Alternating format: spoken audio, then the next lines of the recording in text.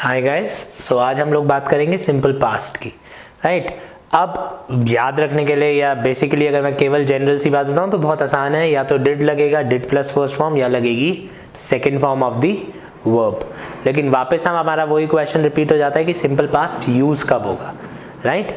And जैसे जैसे हम पास्ट टेंसेस की बात करेंगे एग्जाम्स के लिए these become more important and these can be a little confusing. Simple present में हम लोगों ने टाइमलाइन पे बात किया था, जो काम रोज होता है। प्रेजेंट कंटिन्यूअस में हम लोगों ने क्या बात किया था, जो काम अभी चल रहा है। उसके बाद जब हमने प्रेजेंट परफेक्ट शुरू किया तब से हम सिचुएशंस याद रखने लगे, टाइमलाइन नहीं आ सकती। तो अब हमारे को कंपैरिजंस करने पड़ते हैं, राइट। सो सिंपल पास्ट आज हम समझते हैं, उसके बाद हमारे को कंपैरिजन करके इसका डिफरेंशिएशन करना पड़ेगा हर टेंस के साथ पास्ट के। सो सिंपल पास्ट होता क्या है, अगर मैं सेंटेंस लिखूं तो आई वेंट टू स्कूल, और अगर नेगेटिव सेंटेंस लिखूं तो आई डिड नॉट। अब क्योंकि हमने यहाँ डिड लिख दिया है, अब हम वेंट नहीं लिख सकते, हमें फर्स्ट फॉर्म लिखनी पड़ेगी गो टू स्कूल, राइट। सो मैं स्कूल गया और मैं स्कूल नहीं गया। अब यहाँ पे एक बार की बात है, पास्ट टेंस है, सब कुछ है। अगर मैं यहाँ पे व्हेन लिखूं कब यूज होता है, तो this is one time action in past. अब इस चीज को हमें कंपेयर करना पड़ेगा प्रेजेंट परफेक्ट के साथ, right. So I went to school, या ही वेंट टू स्कूल, और he has gone to school.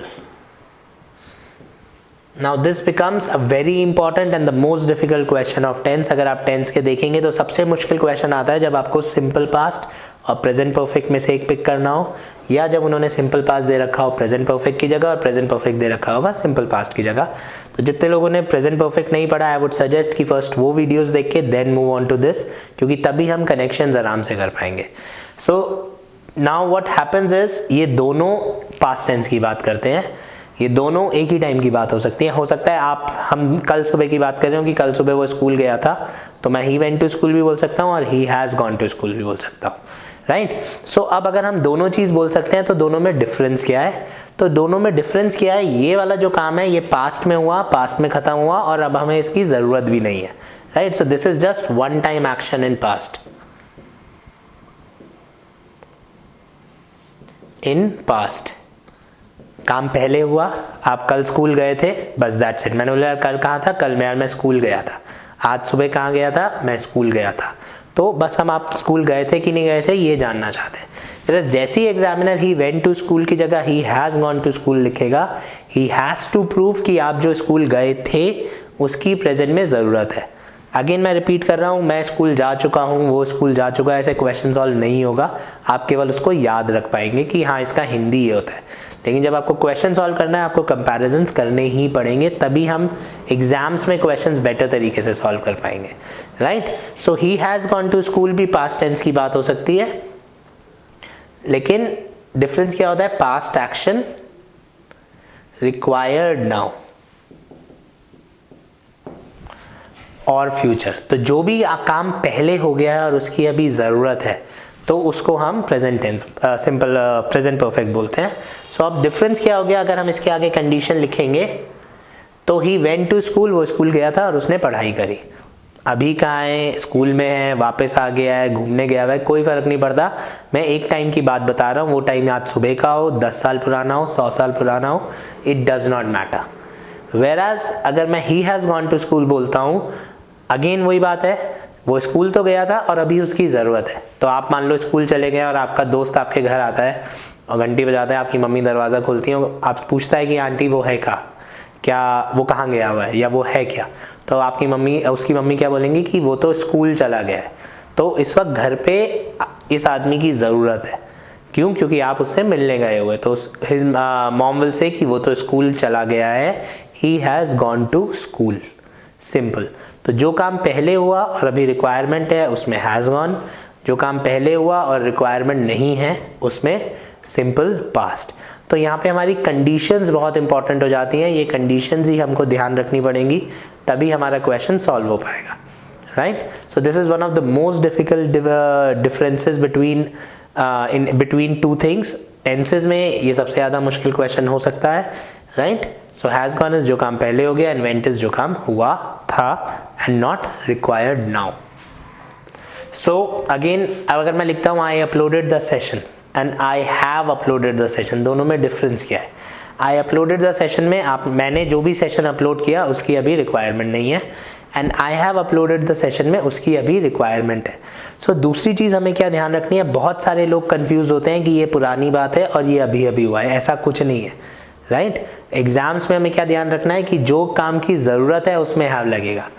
अब फॉर एग्जाम्पल मैंने कल एक क्लास अपलोड करी, मैं अपने दोस्त से बात कर रहा हूँ, यार वो अब मैंने अपलोड कर दी, और कल वो मुझसे पूछता है कल क्या किया? यार कल मैंने एक क्लास अपलोड करी, that's it. I uploaded the session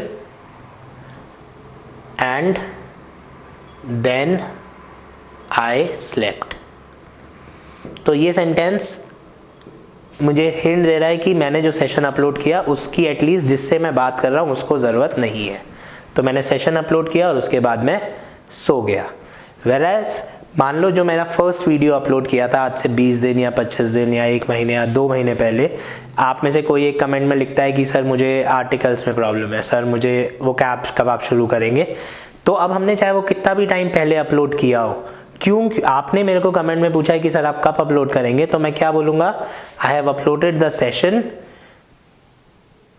you can check it. तो मैंने हैव अपलोडेड क्यों लगाया एक पुराने सेशन के लिए? क्योंकि मेरे से किसी ने पूछा कि सर वो आप कब पढ़ाओगे, मैंने कहा यार वो तो मैंने पढ़ा दिया है, चेक कर लो, राइट। तो उस चीज़ की रिक्वायरमेंट आ गई। तो ये जो कंडीशंस हैं ये बहुत इंपॉर्टेंट हो जाती हैं एग्जाम्स में। हमेशा आपको एग्जामिनर कंडीशन देगा, किसी ना किसी तरह से आपको ये बात कन्वे करेगा जब हम इन दोनों के डिफरेंस की बात करेंगे कि क्या उसकी ज़रूरत है या क्या उसकी ज़रूरत नहीं है, right. So this becomes one very important thing when we talk about simple past, right? Now let's come to the second point. Okay, so the second point is finished action. जब हम finished action की बात करते हैं, मैं फिर repeat कर रहा हूं, अगर मैं बोलता हूं I studied English yesterday, अब आपने कल इंग्लिश पढ़ी, अब इसमें मुझे कहीं भी सबसे पहले तो ये नहीं पता चल रहा कि इसकी ज़रूरत है कि नहीं है, तो मैं मानूंगा कि इसकी ज़रूरत नहीं है क्योंकि इसमें कल का टाइम आ गया। नाउ फिनिश्ड एक्शन से हम लोगों का क्या मतलब है? अब आपको दिमाग में 2 सिचुएशन सोचनी है। एक सिचुएशन है मैंने बोला आई स्टडीड इंग्लिश यस्टरडे, एक सिचुएशन है या हिंदी बोलूँ तो मैंने इंग्लिश पढ़ी, और दूसरी सिचुएशन है मैं इंग्लिश पढ़ रहा था। अब आप एक इमेज बना के देखिए, कल मैं इंग्लिश पढ़ा, इसका क्या मतलब है? आपको क्या इमेज दिखेगी? आपके सामने किताब खुली हुई है या आपने कल इंग्लिश पढ़ी, किताब बंद। और अगर आप बोलते हो मैं इंग्लिश पढ़ रहा था, तो इसका क्या मतलब है? आपके सामने किताब खुली हुई है, आप उस टाइम की बात कर रहे हैं, राइट। सो अगर मैं बोलता हूँ आई स्टडीड इंग्लिश, तो अब इसके बाद मैं ऐसा कुछ नहीं बोल सकता एग्जामिनर की आप इंग्लिश आपके सामने किताब खुली हुई थी और आपके इंग्लिश पढ़ते पढ़ते कुछ हुआ। जैसे ही हम आई स्टडीड इंग्लिश बोलेंगे दिस वुड मीन कि आपने इंग्लिश पढ़ी। अब आपको क्या बताना पड़ेगा कि इंग्लिश पढ़ने के बाद आपने क्या किया। अब अगर इसके साथ एग्जामिनर ये कंडीशन लिख देता है I studied English and then I cooked dinner या लंच, तो बिल्कुल ठीक सेंटेंस है। पहले आपने एक काम खत्म किया, फिर आपने दूसरा काम खत्म किया। whereas अगर एग्जामिनर बोलता है I studied English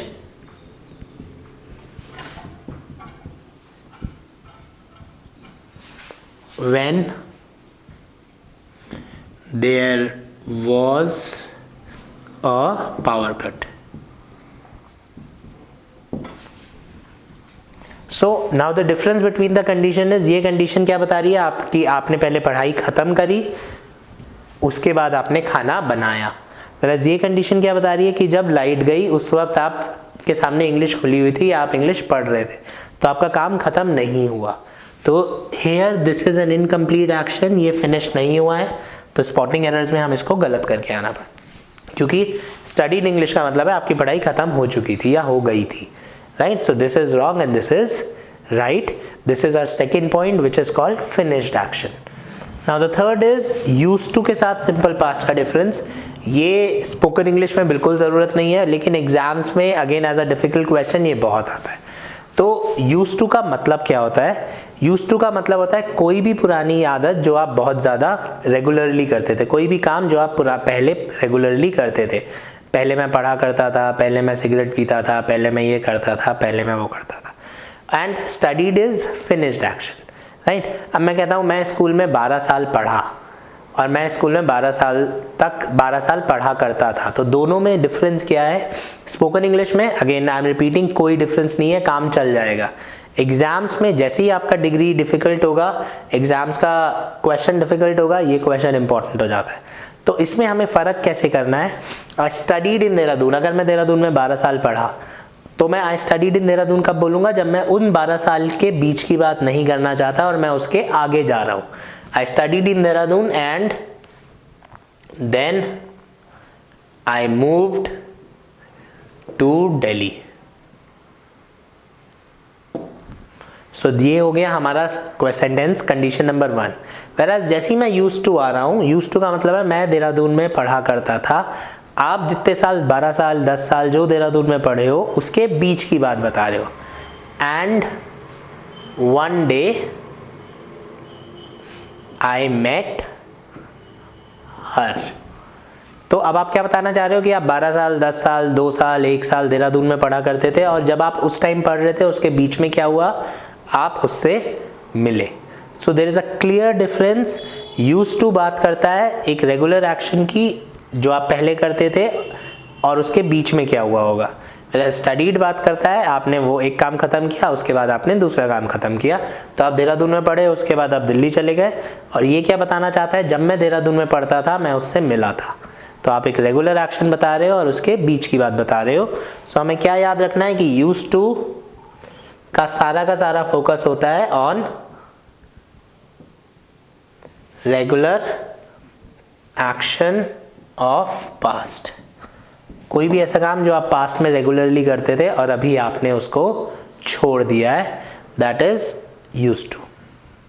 thank you. So these are some basic pointers of simple past. इसके रूल्स थोड़े से ज़्यादा टिपिकल हैं, थोड़े से इंपॉर्टेंट हैं। So that is what we'll cover in our next class. Thanks for watching the video. If you found this video helpful, press the like button, subscribe to our channel and ring that bell icon so that you can get notified every time we upload a new lesson.